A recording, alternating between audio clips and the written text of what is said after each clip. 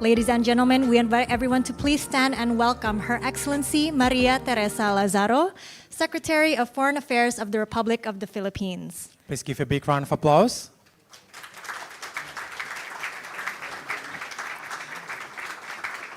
Also, a welcome to our co-host for today, Ibu Yanti, MSE, PhD, Vice Rector for Innovation, Research, Collaboration, and Innovation of Universitas Katolik Indonesia Atmajaya. As well as Dr. Dino Patijala, the founder and chairman of Foreign Policy Community of Indonesia. Please be seated. We also would like to welcome His Excellency Christopher B. Montero, the Philippine Ambassador to Indonesia. Welcome. Her Excellency Evangeline Ong Jimenez Ducroc, Ambassador and Permanent Representative of the Philippines to ASEAN. The Honorable Marshal Louis Alferez, Assistant Secretary of the Philippines Department of Foreign Affairs. Ibu Elizani Nadia Sumampo, Director for Southeast Asian Affairs, Kementerian Luar Negeri Indonesia. The Honorable Mary Jennifer Dingal, Consul General, Philippines Consulate General in Manado. Dr. Salvatore Simarmata, Director at Atmajaya Institute of Public Policy. And last but not least, Dr. Atmaizer Simanjutak, Research Fellow at Atmajaya Institute of Public Policy, will also be the discussants today. And of course, a warm welcome to all of the participants, ambassadors, diplomatic corps, fellows, colleagues, students from different universities, and everyone who is joining in person and also tuning in online. Excellencies, ambassadors, distinguished guests, ladies and gentlemen, good afternoon and welcome. Mabuhay. My name is Cindy. And my name is Ray. And we will be the Master of Ceremonies for today's event. I hope everyone is doing well and staying in high spirits this afternoon. Welcome to today's special event, a conversations with Her Excellency Maria Theresa Lazaro, the Secretary of Foreign Affairs of the Republic of the Philippines. Hosted by Foreign Policy Community of Indonesia, the Embassy of the Republic of the Philippines in Jakarta, and Universitas Katolik Indonesia Atmajaya. Today, we are honored to hear directly from Secretary Lazaro, who will share her views on forging ahead in crisis, Philippines-Indonesia relations, ASEAN chairship of the Philippines, and promotion of regional resilience. And ladies and gentlemen, before we begin, please enjoy the following video profile, Foreign Policy Community of Indonesia.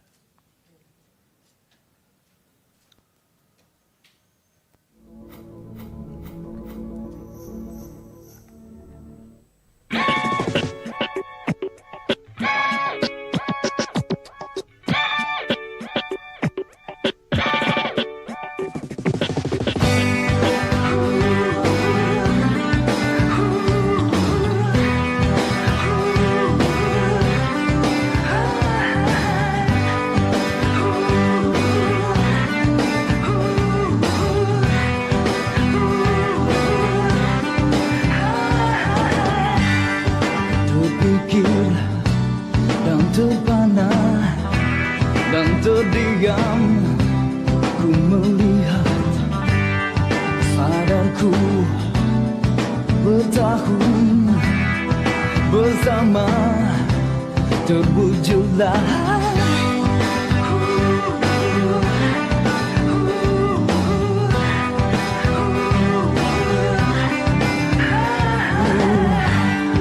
terbayang yang terindah, yang terhampar berlalulah sadarku semuanya perasaan rasa cinta kaulah yang diinginkan aku dari mimpiku coba terbangkan hayalku dari sadarku.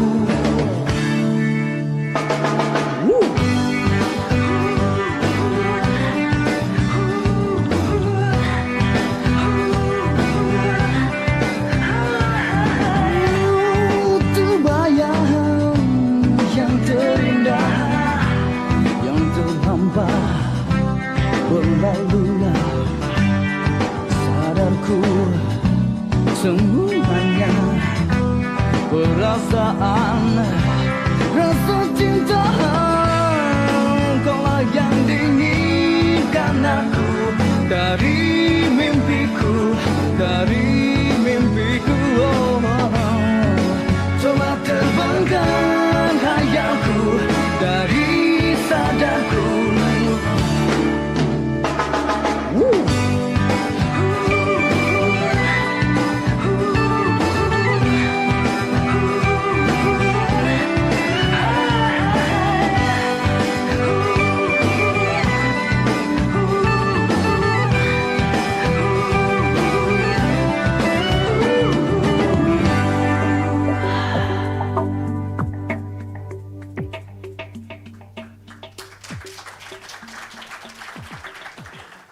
Ladies and gentlemen, to start our dialogue today, we invite the co-host of today's event, Vice Rector for Innovation, Research, Collaboration, and Alumni of Universitas Katolik Indonesia Atmajaya, Ibu Yanti, MSc, PhD, to deliver the welcoming remarks. Ibu Yanti, you may have the floor.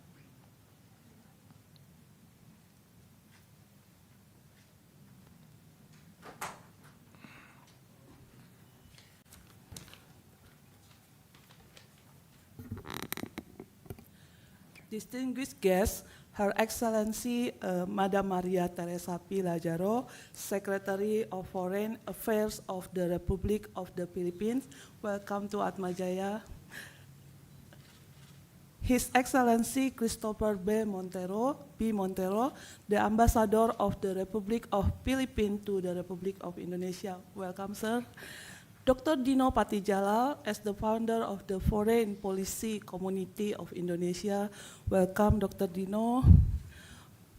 Hon. Marshal Luis M. Alvarez, as the Assistant Secretary from the Philippine Department of Foreign Affairs, welcome.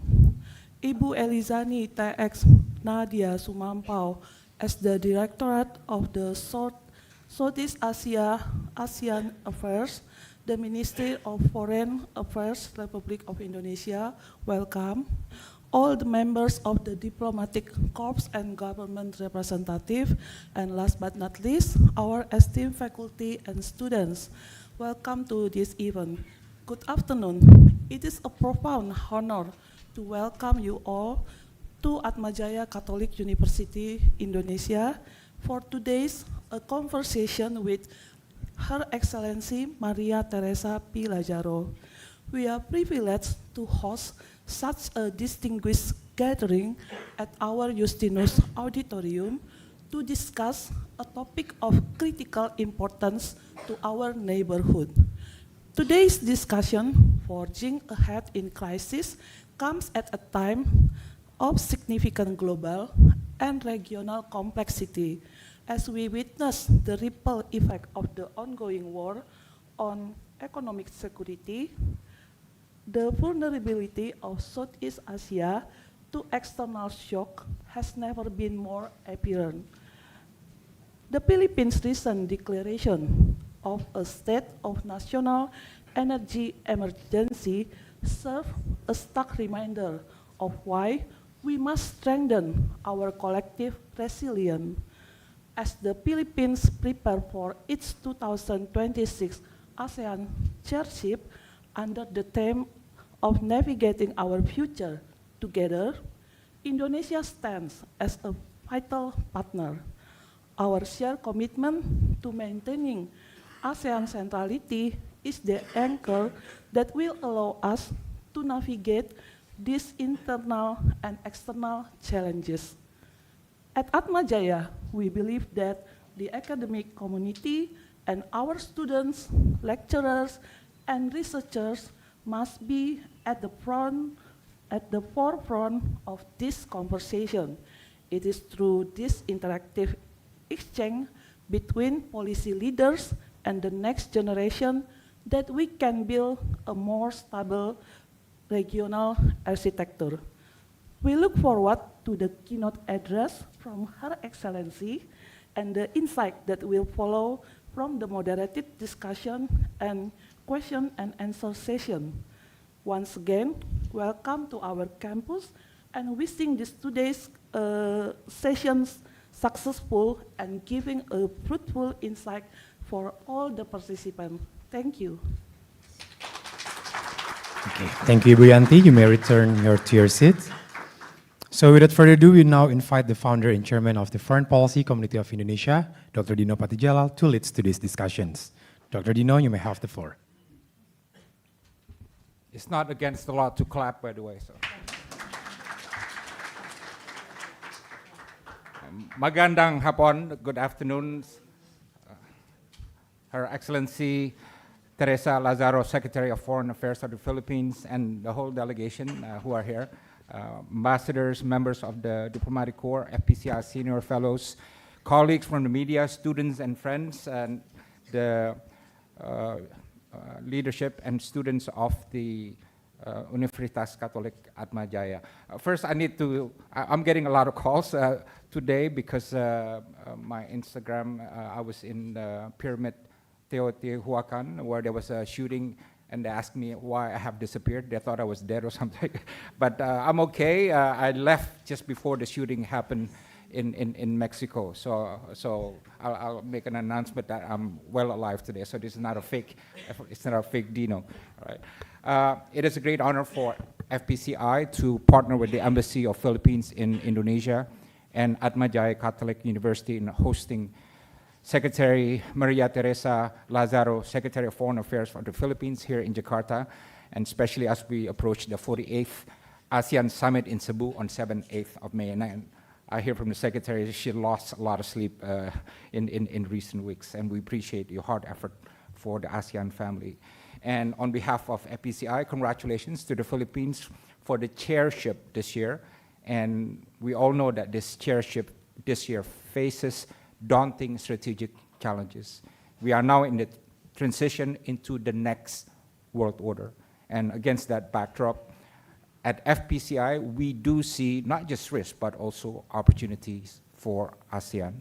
And nowadays, many countries, including the United States alliances, talk about strategic autonomy and stronger regionalism to create a regional safety net. And as I said, I was in Mexico, and this was also the theme that was stated by America's neighbors in Mexico and Canada. And on top of that, ASEAN also needs to project more diplomatic versatility. ASEAN is certainly ahead in this discussion and on the implementation. We have been exercising our strategic autonomy through the concept of ASEAN centrality, cooperation, and inclusivity. We have managed to build a regional architecture centered on ASEAN, such as the East Asia Summit, Regional Comprehensive Economic Partnership, and lately ASEAN Outlook on the Indo-Pacific.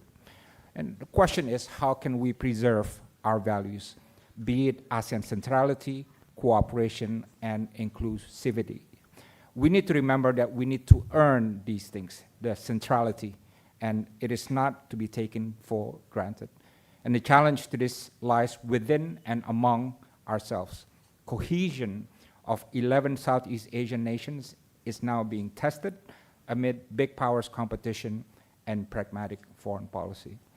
I also believe that the job description to preserve the centrality and ASEAN cohesion is not the chair's job description. It is the responsibility of being an ASEAN member state, any ASEAN member state. So having said that, I would like to offer two suggestions. First, we need to build ASEAN's own narrative on the next world order. And I know in every region of the world, they are talking about this. We have the infrastructure to process it, but what we do not have yet is the narrative. And I think the DNA of ASEAN from its inception has been about creating an anti-hegemonic domination in Southeast Asia and keeping the space for ASEAN in exercising its strategic autonomy and maintaining its place as the driver of regional affairs in Southeast Asia. I think what we need to ensure in Southeast Asia is that what happened in Venezuela, what happened in Iran, where there is external action to kidnap a foreign leader and to kill a foreign leader would never, ever happen in Southeast Asia. And we leave it to you, Secretary and the leadership of ASEAN, to ensure that our region remains immune from those kind of actions. And secondly, we believe that the principle of people-centered ASEAN should be materialized effectively. We believe that this concept is powerful and helps to build ASEAN cohesion from the bottom up. And I say this because what we have observed is that people-centered ASEAN have become the strategic doctrine of ASEAN, but most of the work is top-down, right? Not enough bottom-up, right? And obviously when we talk about the people-centered, then you have to give a lot of space for the people to initiate things and to communicate and give value and meaning to the concept of ASEAN community. And this is why last year, FPCI, the largest grassroots foreign policy organization in Indonesia and Southeast Asia and Indo-Pacific, we made an initiative called ASEAN for the People's Conference on 4th and 5th October in Jakarta, Indonesia. This is a region-wide platform that gathered 110 civil society organizations or CSOs from 11 Southeast Asian countries. And Secretary, we had students who called every ASEAN countries and asked them, hey, you want to come? Can we introduce ourselves? And so on. I told you, this is like a Jehovah Witness methodology where we just knock on people's door obsessively, hoping that they would come. So the credit goes to all the students and civil society groups in Indonesia and around ASEAN. And the result is beyond the joint statement that was produced at that conference last year.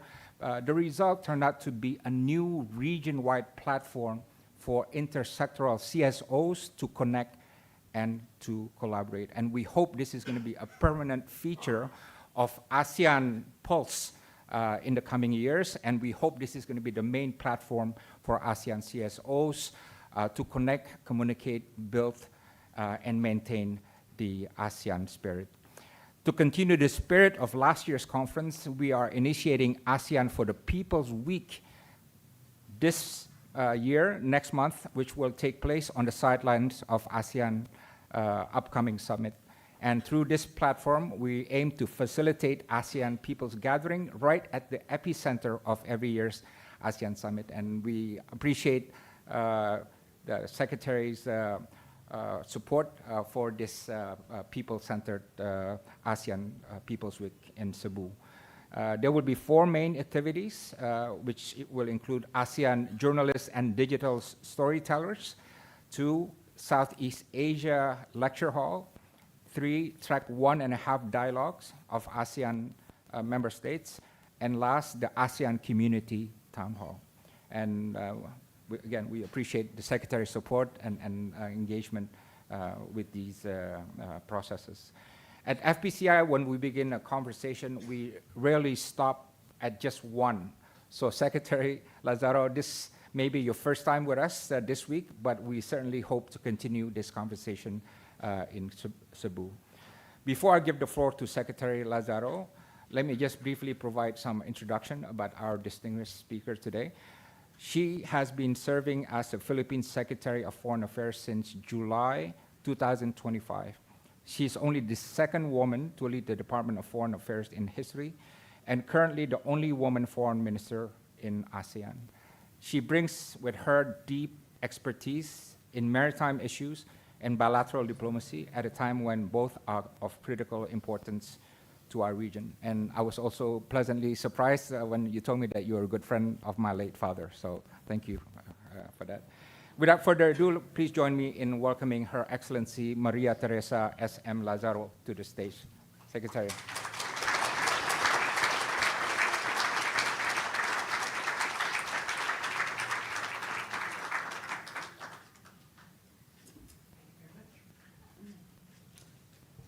Well, Excellencies, distinguished guests, ladies and gentlemen, of course, Dr. Dino Jalal.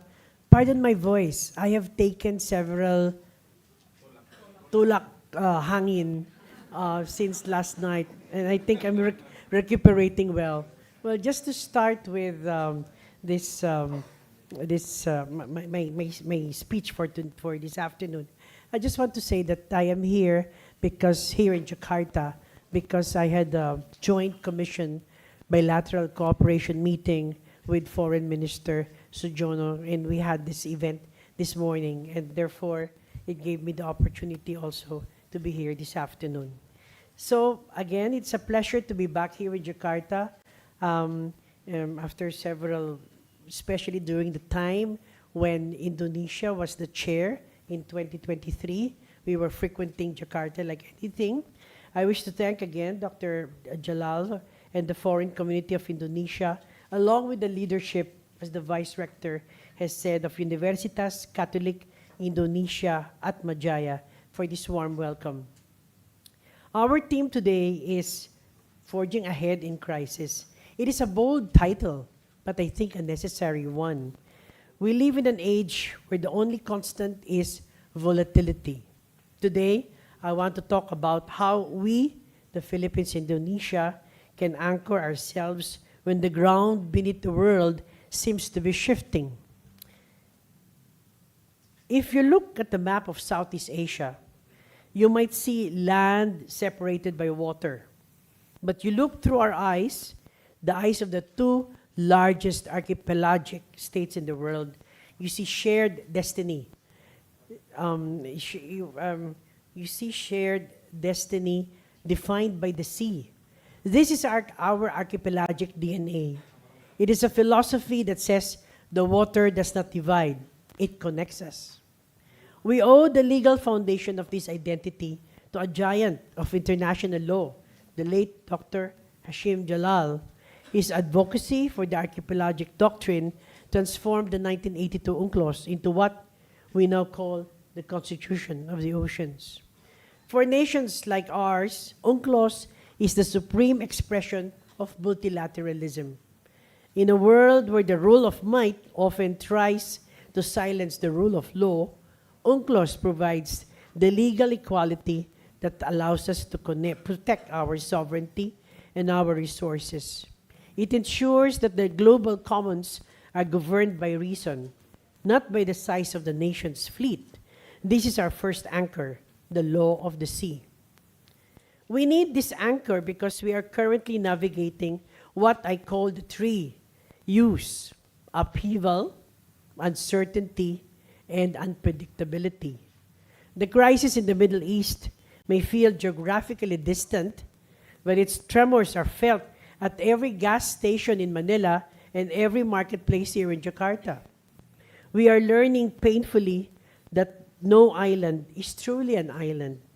The volatility of energy and the fragility of supply chains are not just economic headlines. They are direct threats to the stability of our homes.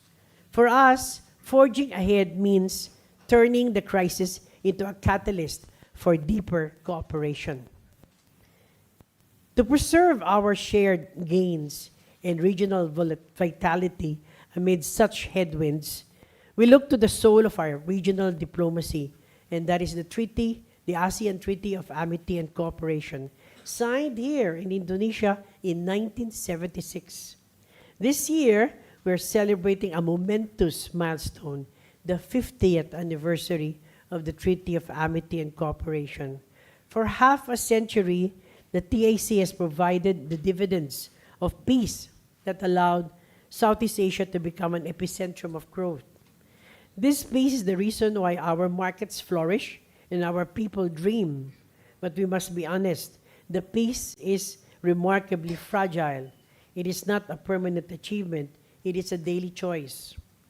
The enduring relevance of the TAC is further underscored by the growing list of nations from outside our region seeking to join the high contracting parties. This steady expansion is a powerful testament that the principles of the TAC, and I repeat, peaceful settlement of disputes, non-interference on internal affairs, mutual respect, are not just Southeast Asian values, they are universal.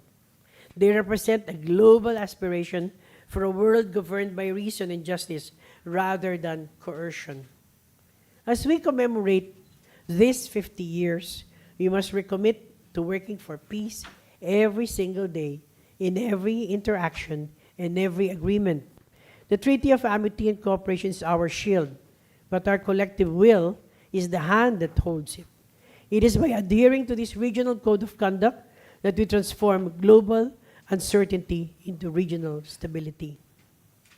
The daily work for peace drives the Philippine ASEAN chairship this year, and our theme, Navigating the Future Together. It is more than a slogan. It is our collective call to action. In a world of fragmented interests, the Philippines is committed to steering ASEAN toward a horizon of shared stability. We are translating this theme into 3 active priorities. First, we are establishing peace and security anchors. We are championing a region where stability is maintained is maintained through dialogue, promoting adherence to international law, and advancing cooperation on non-traditional security threats. Second, we are building prosperity corridors through supply chain resilience, greater economic integration, digital transformation, and inclusive and sustainable development in the region. It is if a crisis hits, the flow of food, fertilizers, and energy must remain uninterrupted among us. Finally, our efforts culminate in people empowerment. We are advancing social cohesion, protecting vulnerable sectors of our ASEAN community, and empowering our youth to lead the digital and green transition. The groundwork for the vision is already taking shape. Our ASEAN foreign ministers have moved with strategic resolve, convening actually 2 special sessions to confront the repercussions of the crisis in the Middle East and ensure our regional response remains both proactive and cohesive. These vital consultations will drive the agenda for the 48th ASEAN Summit, which we are honored to host in less than 3 weeks, to be exact, May 8. Our focus will be on the most pressing imperatives of our time: fortifying energy security, stabilizing food supplies, and above all, guaranteeing the absolute safety and welfare of ASEAN nationals, no matter where they are in the world. Finally, we look at the anchor closest to home, our bilateral bond, now in its 77th year. The Philippines is always considered Indonesia as one of our closest and most valued friends, a trusted partner, and a fellow global peacemaker. We choose to build on this further as the potential for closer, more fruitful ties remain promising. Central to this effort is our primary mechanism for cooperation.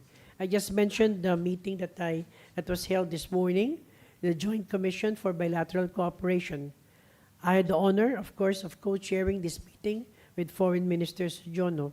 Today, our partnership is sustained by a total of 93 agreements covering everything from defense and security to consular cooperation, agriculture, education, creative economy, and the halal industry. The breadth of collaboration ensures that our relationship is a dynamic engine of progress for both our peoples. One of the most profound marks of our partnership is our landmark, and this we are very proud, the 2014 Maritime Boundary Agreement. This was a journey of remarkable diplomatic patience, 20 years of principled negotiation, where we chose to listen more than we argued. And therefore, by prioritizing our partnership over individual gain, we provided a beacon for the region, proving that even the most sensitive maritime claims can be resolved peacefully, as how Indonesia and the Philippines made it.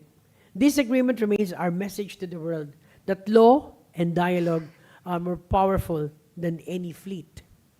As we approach the 10th anniversary of the 2016 South China Sea Arbitral Award this July, we are reminded that the same legal clarity is the ultimate guardian of peace. Our bilateral cooperation proves that we can achieve prosperity through partnership. Economically, Indonesia stands as our top ASEAN trading partner. But perhaps most important is the strength of our people-to-people ties. Our kinship is centuries old. From the Filipinos in Manado to the Indonesians in Davao, we are weavers of the same tapestry. Excellencies, ladies and gentlemen, in Indonesia, you have the beautiful concept of bersama-sama, togetherness. In the Philippines, we call it bayanihan, the spirit of community, moving as one to weather any storm and navigate towards a better horizon. On a personal note, my years in diplomacy have taught me one thing: treaties are only as strong as the trust behind them. In a world defined by upheaval, we choose cooperation over division, and the rule of law over the rule of might. Most importantly, we choose the difficult daily work of building trust over the easy retreat into discord. It is this trust that anchors the Philippines and Indonesia as we move forward, side by side, as two archipelagic nations steering the course through a stable, prosperous, and secure Southeast Asia. Maraming salamat po. Thank you very much.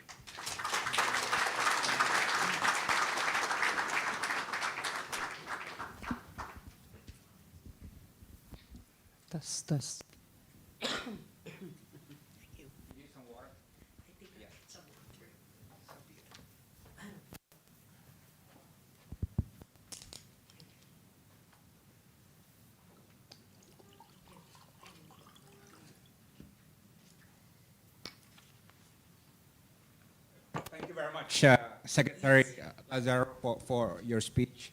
And you mentioned a lot of the sea, and I recall very well the cooperation between Indonesia and the Philippines to finalize the UNCLOS in 1982. So I think that's an example of how Indonesia and Philippines can help change and improve the world together. There are wars in Middle East, in Europe, in Africa, and there's a lot of attention on the South China Sea. And we have an opportunity to show to the world, look, despite of all these wars in South China Sea, ASEAN can manage things stably in stable ways. And there's a lot of expectation on the code of conduct and our ability to uphold international law and maintain stability at sea. Is it going to happen, the code of conduct of South China Sea this year? And what is your reading of the negotiations? When I answer such questions, I always say that I am an optimist, but as well as a pragmatist. But it has been in the discussions that we had, it is our view, and I guess ASEAN as well as China that will endeavor to finish the code of conduct by the end of this year. This is not only in consonance with the 2023 resolution by the foreign ministers to finish this with a 3-year, since 23, there should be 3 years to finish this. But I think it is also something that we owe. Thank you. It is also something that we owe the world as well as the region, that indeed we should come up with this code of conduct by the end of this year. And I can tell you right now that there is that possibility, because what is happening now, every month, the group meets, the negotiators meet, and you just had the meeting here in Jakarta last February. And last April, the meeting was in Beijing a few days ago, and I guess we're going to host again this meeting until we finish this. And I think there's some movement already. Okay. Secretary, I think it's a general consensus around the world that the old world order is crumbling, and the next one is coming in, although we don't know the definitive shape of it. And against this background, can ASEAN realistically maintain its strategic autonomy? And from your conversations with foreign ministers, is there a sense of urgency among them that this is the time that ASEAN needs to figure out the next chapter of ASEAN strategic response and how to come together so that ASEAN can remain a geopolitical oasis in a turbulent world? Well, bilaterally, we all know that we have our own affiliations, the 11 ASEAN members. However, as ASEAN, we have always had agreements on very important issues. So far, if answered to respond to your question, yes, I think we can continue with this regional, the word that you use, autonomy, and there are certain other we're strengthening intra-ASEAN trade. That's from the economic situation. Of course, politically, especially what is happening now, the Middle East crisis, I think there are more meetings as well as interactions. interactions among us that really strengthens the essence of, I mean, ASEAN as a regional organization. Let me put it this way, and I'm very proud always to tell other colleagues outside ASEAN. I mean, we are approaching 60 years by next year, and how many regional organizations have really reached that stage? And we've been managing our internal issues, but ASEAN, I think, remains strong. Secretary, events in the Middle East and the Straits of Hormuz is affecting everybody, including ASEAN countries, including Philippines and Indonesia. And there's a lot of worry about this because the economic impact and also the social and political impacts. Yeah. And by the way, congratulations. The Philippine response has been, a model inspiration to many ASEAN countries in responding swiftly to the energy security question. So how should ASEAN respond collectively to strengthen energy security and economic resilience? Do you see greater alignment or coordination among ASEAN member states to withstand such external shocks in the future? Actually, yes. Just to give the perspective for this, it's just the summit. The summit, due to austerity reasons, from 2 days, 2.5 days, it's now just 1 day on May 8th. But what is the agenda? The agenda will just be, number 1, energy security. Number 2 is food security. And number 3 is the protection of ASEAN nationals. This alone is a testimony that, I think ASEAN is working together to have this issue for discussions because it's affecting everyone. Now, that is as far as the plenary is concerned. Let's go to the retreat, which is in the afternoon of the summit. And the retreat just talks about the ways forward. How do we handle situations like this? So this for me is a testimony, that a manifestation that ASEAN is really gearing up, being very cohesive in our addressing many issues and probably other issues in the future. Okay.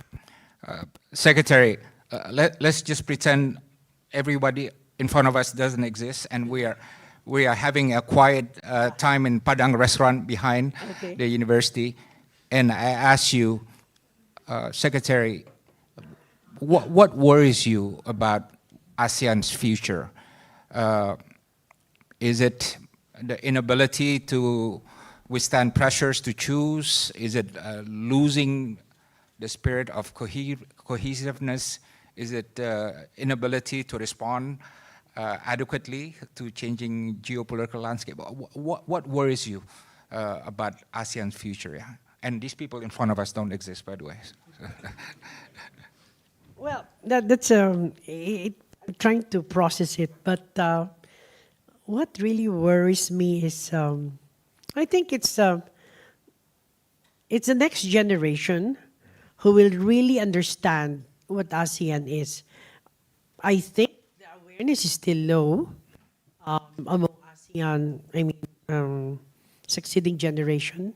It's probably us who are in diplomacy and in public service that is a full understanding. But I guess what is important here is a full awareness. Also, in the geopolitical situation, I think the things are running very fast. Situations are running very fast. We should really catch up with it. But as I said, it's also the individual affiliations of each and member ASEAN country. But when we get together, I've been chairing the meetings, and I can sense that there is some kind of it goes back to a certain cohesive line or decision making. Okay. Thank you for that. And I'm going to open the questions to the floor. Maybe first I would like to invite Bapa Atmaezer from Atmajaya to ask his questions. Yeah. And then anyone from the audience who want to ask question, please get ready. Yeah. Dr. Atmaezer.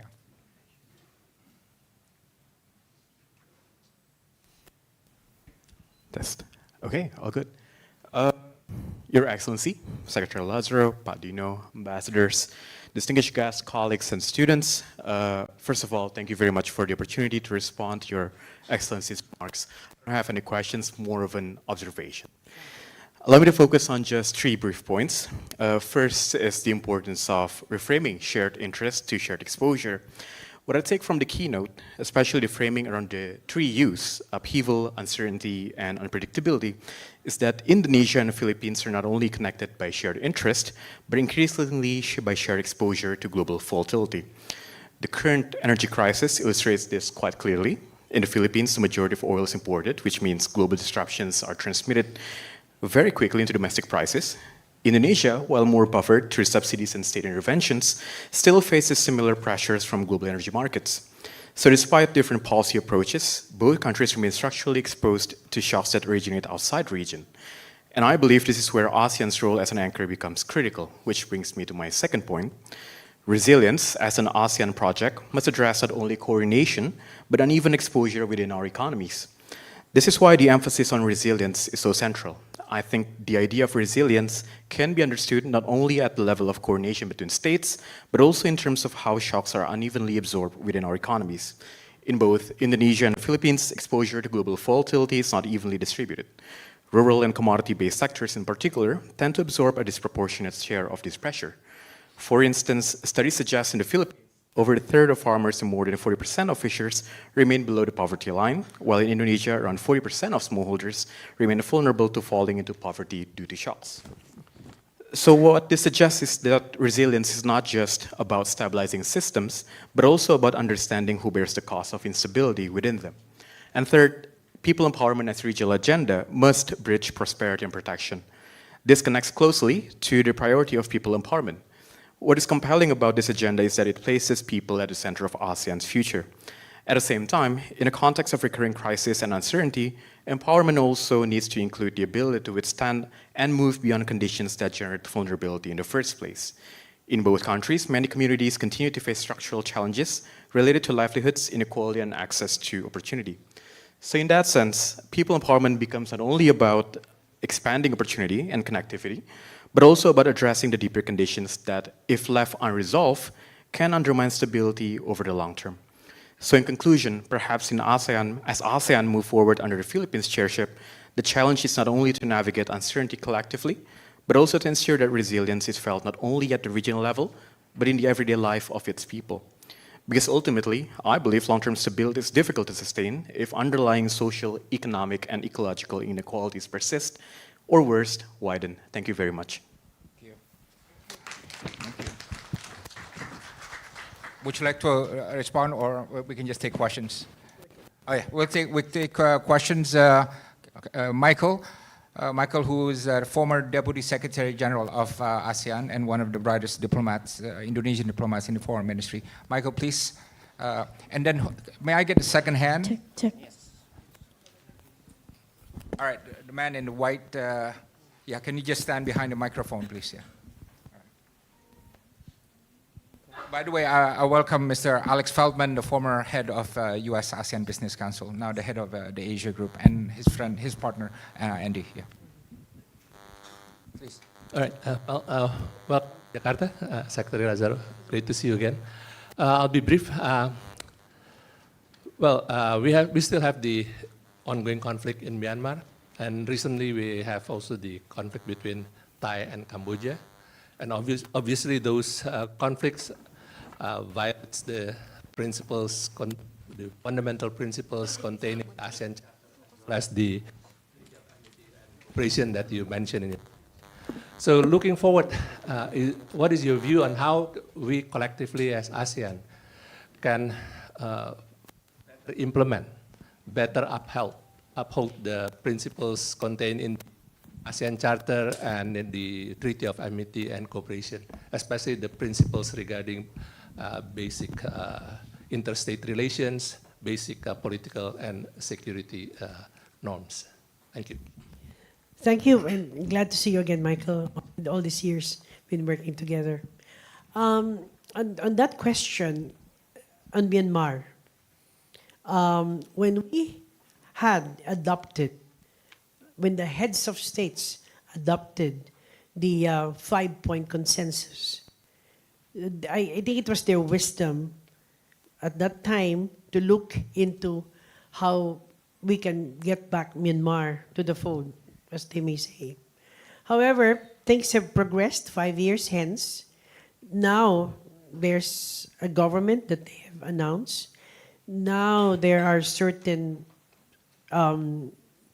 pronouncements that they're making, releasing of political prisoners, hopefully putting ASSK to a house arrest, and release of the former president. I mean, these are indications on their part. However, they have not, and this was the essence of the retreat that we had in Cebu, the foreign ministers' retreat, that there is still, they have not really complied with the 5-point consensus. However, it's something very dynamic on what is happening in Myanmar. Some ASEAN members are looking at the possibility of recalibrating their respective relationship with Myanmar. Now, what this means, they have not really, how they say this, verbalize it, but as I'm saying, it's dynamic. It's what is going on. As far in my capacity as special envoy of the chair of ASEAN to Myanmar, what I have done is we come up with meetings of stakeholders, and we will continuously try to comply with the 5 consensus by bringing everybody together. It has been done in the past, but I think we continuously do it until such time, just for you to inform, there will be a possibility that there will be a long-term special envoy. A special envoy like me has a very limited time scale, and thank you. And really, it's difficult to continue the process because the issue is complex. The process is protracted. So, but with the 5-point consensus that has been adopted, it's still being used by ASEAN. And we still believe that until they have complied with what is stipulated in the 5-point consensus, then the relations will still be of the same situation as before. Now, on the Thai-Cambodian situation, I think, first of all, this is a bilateral matter and has been a bilateral issue between the two countries. However, there are also possibilities that ASEAN will be providing its good offices in due time, at the appropriate time.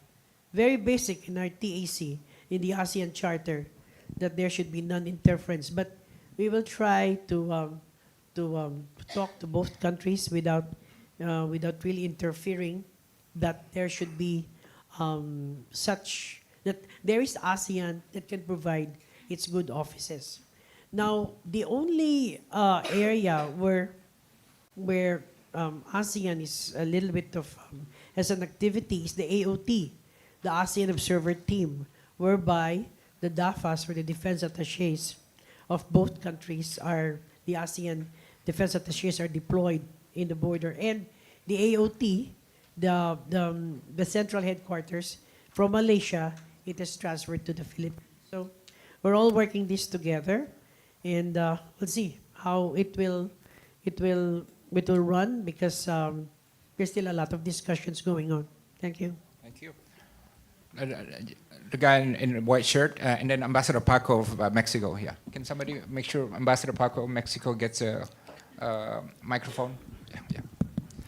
Yeah. Good afternoon, Your Excellency and Mr. Dino. Let me introduce myself. My name is Samuel, and I'm a representative from Unikat Najaya. I only have one question for you. And the question is regarding the 77-year relationship between Indonesia and the Philippines. And since you are here at Unikat Najaya, how do you see academic institutions in both countries contributing more actively to strengthening Indonesia-Philippines cooperation and Asian policy dialogue? Thank you. Thank you. Can we go to Ambassador Paco also? So, yeah. Maligayang pagdat, Secretary, by the way. I am the Mexican ambassador. We have a long-standing relationships in the now, but I wonder what's your view regarding Latin American nations and ASEAN under the Philippines chairship? Thank you so much. Thank you. For the first question, there's no doubt that academic, did you say Catholic? Did you mention Catholic? No. Okay, sorry, because it's Catholic University. Academic institutions are very much part of the process of bilateral relationship. Indeed, this should be strengthened, the collaboration. In fact, one of the elements of our discussions, bilateral discussions, is on education. And there's no doubt universities play a very important role, particularly the linkage of higher educational institutions. To the question of the Mexican ambassador, ASEAN has been, to a certain extent, been very active in having this relationship. I recall it's usually done in New York in September during the UNGA meetings. We just met with the Pacific Alliance, and I think we already met twice, or I think every September. And of course, also a certain extent, Mercosur. There's just a little bit of difficulty with Mercosur, but as far as the Pacific Alliance is concerned, it's very active. Now, in the TAC, we have noticed that there's a good number of Latin American countries that have signified its intention to accede to the Treaty of Amity. And therefore, there's a lot more of activities. We really welcome Latin America. In fact, we are now going to the other regions, which is of significant importance. But the Latin America we've been stabilizing that relationship. Thank you. Okay, one question from FPCI chapter. Who is for FPCI chapter? Yes, okay. Do I go first? Okay. Yes. Thank you, Madam Secretary. So we would like to ask about, so as we all know, the Philippines has a special relationship with the United States, as well as I think other ASEAN countries also have a special relationship with the United States. And we would like to ask, how will ASEAN, under the leadership of the Philippines, will be able to use this special relationship with the United States? Thank you. Well, thank you. Well, just to make things specific, indeed, the United States is the only treaty ally of the Philippines since 1952. So the relationship really goes back. However, on the chairing, on of ASEAN, I think we chairing ASEAN meetings will only dwell on what are the important elements during the discussions. I don't think there's any element of a U.S. influence on this, because it's and you have not heard of any of that sort of thing. So we put it aside. The bilateral relationship is indeed very, very strong, and if we're talking to however on certain ASEAN meetings, and if there is no element of United States being present, then that's not being discussed. Okay. Yes. Please ask your questions. Go ahead. Yes. And it has to be a quick question because I reserved the last question. Thank you. I'll be really quick and brief. First of all, Cinema Soleil, Madam Secretary, thank you very much for giving me this opportunity to listen into your insights in person, and thank you, Badino, for giving us this opportunity. I'm with the Chinese Embassy in Jakarta, I'd like to very briefly echo your remarks. First of all, Madam Secretary, you mentioned the peace and the stability of South China Sea does not only rely on law, but also rely on dialogue. I think we highly appreciate that. So talking about rule of law, of course, UNCLOS is very important. And of course, we have DOC, TAC, which has laid the foundation for the peace and stability for our region in the past few decades. And I'm so glad you mentioned about the progress of COC. So we really would like to see it wrapped up this year. And I would like to echo Dino about a new narrative of ASEAN. And I think we also need a new narrative in South China Sea. I think tension and confrontation is not the whole picture and not the whole story of South China Sea. Actually, South China Sea is the busiest, freest, and safest international sea lane, especially when we see what happened in the Mexico Gulf and the Middle East. So, so far, China has in-depth discussions with Indonesia, Malaysia, Vietnam, on maritime joint development. And also President Marcos has indicated interest, similar interest. So we are open to that. And actually not very far recently, China has successfully rescued more than a dozen Filipino crewmen distressed at the sea. So I should say peace, stability, friendship, and cooperation should be the new narrative of South China Sea. And I have one really quick question to you two, if I may. When we see what happened in the Middle East, especially the Hormuz Strait, I think our regional countries are worried about the security and the stability of our region, especially the Malaga Strait. So as we see on the reports... You got to move to your question. Yeah. Yes, some reports indicates that some major countries are indicating their more interference into the Malaga Strait. As we can see, the warship has already sailed through the waters. So is there going to be any ASEAN response or ASEAN action in this regard? Thank you so much.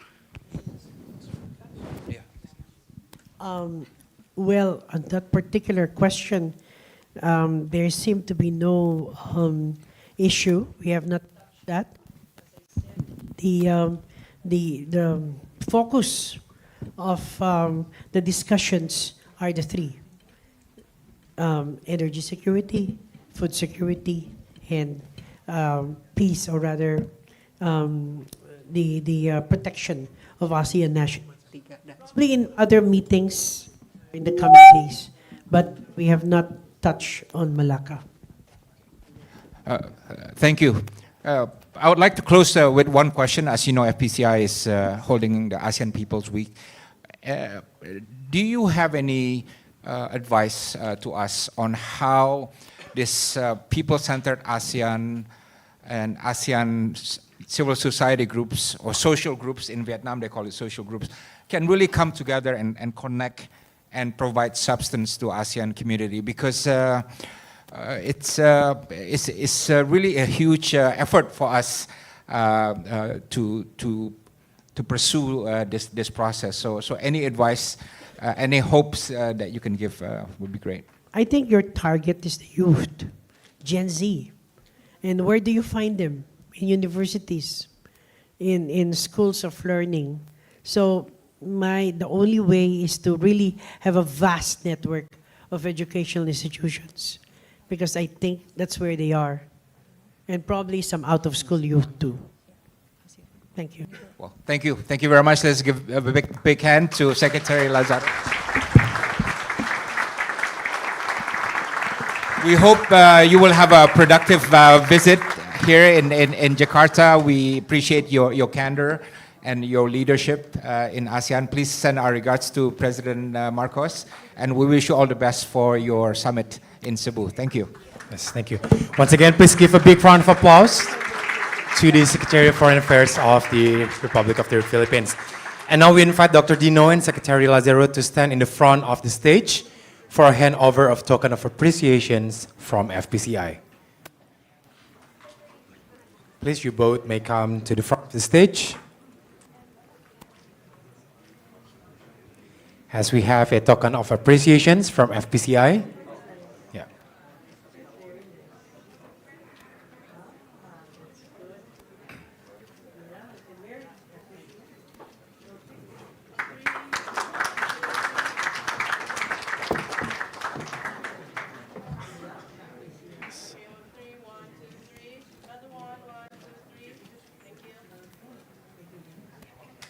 Okay, please stay.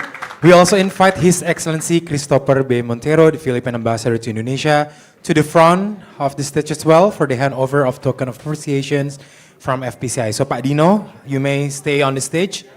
Yeah, and we invite the Ambassador of the Philippines to Indonesia.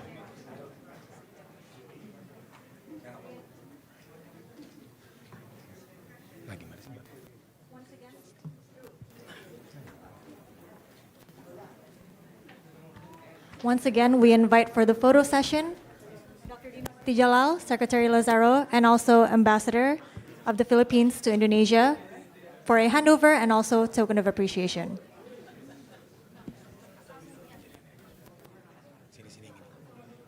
Tas, tas, tas.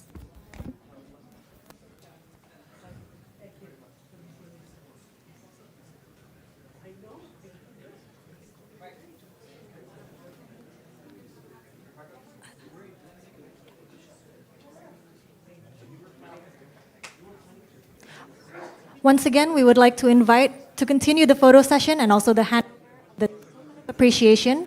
We invite Dr. Dino, Secretary Lazaro, Ambassador of Philippines to the Indonesia, and also Ibu Yanti from Universitas Atmajaya to the center of the stage for a photo session and handover of token of appreciation. Right. Yeah. Yes. Dr. Dino. Okay, now we invite Ibu Yanti as well, representing Universitas Katolik Indonesia And also Atmajaya. Secretary Lazaro. Yeah. To join the photo session.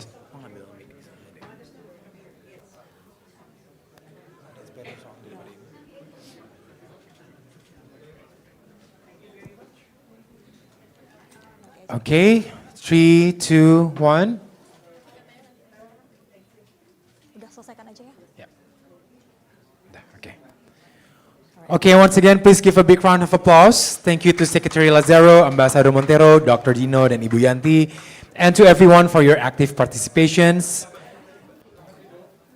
With that, to the end of the special conversation with Maria Theresa Lazaro, Secretary of Foreign Affairs of the Republic of the Philippines. Thank you to all of you who have joined us both in person and online for your participation. And ladies and gentlemen, for your information, FPCI will be organizing the ASEAN for the People's Week in Cebu, the Philippines, from 5 to 8 May 2026. And we invite you to join our special events, the Southeast Asia Lecture Hall and on the 6th and the ASEAN Community Town Hall on the 8th of May, which can be joined online by registering at the ASEANforthepeoples.org. Once again, you can register at the ASEANforthepeoples.org. We thank you and we hope to see you again at our next event. Maraming salamat po. Thank you.